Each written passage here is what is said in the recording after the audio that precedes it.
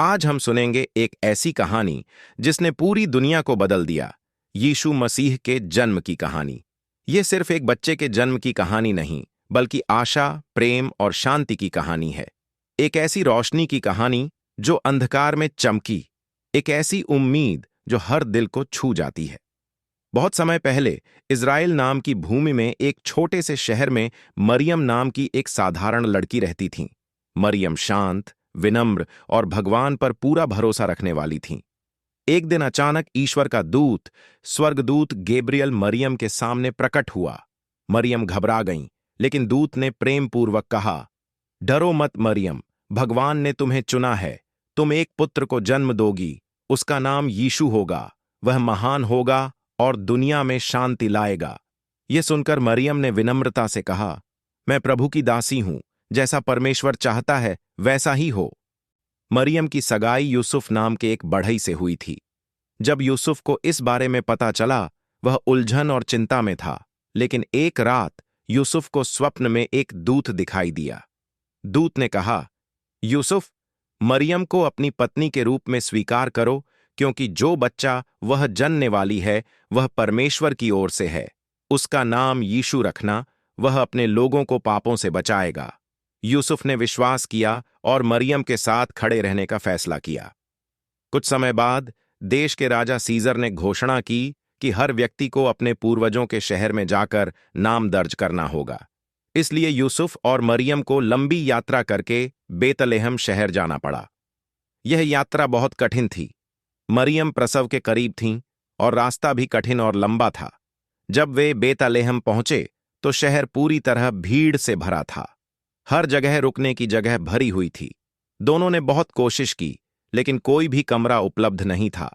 अंत में उन्हें जानवरों के रहने की जगह एक छोटे से गौशाले में जगह मिली। और उसी रात शांत अंधेरे में मरियम ने एक पुत्र को जन्म दिया, यीशु, उद्धारकर्ता, दुनिया की रोशनी। मरियम ने उसे कपड़े में लपेटकर एक चरनी में रखा, क्योंकि उनके पास कोई और जगह नहीं थी। उसी रात पास के खेतों में कुछ चरवाहे अपने पशुओं की देखभाल कर रहे थे।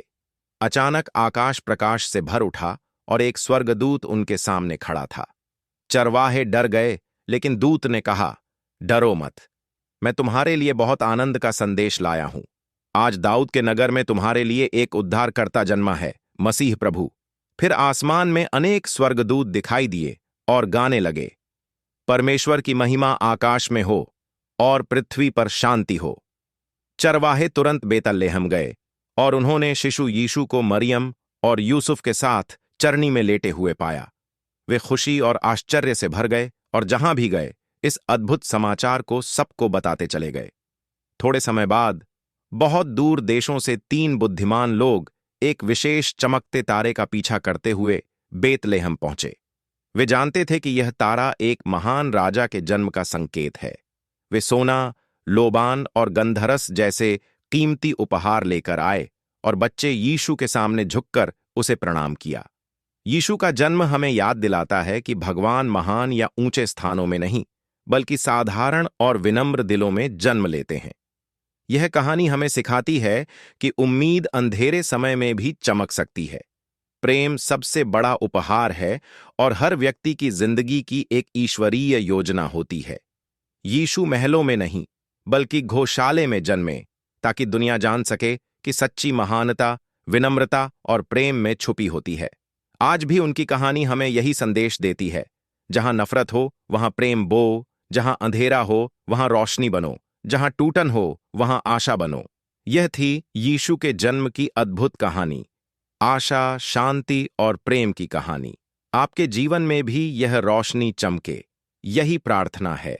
धन्यवाद। धीरे फेड आउट म्यूजिक।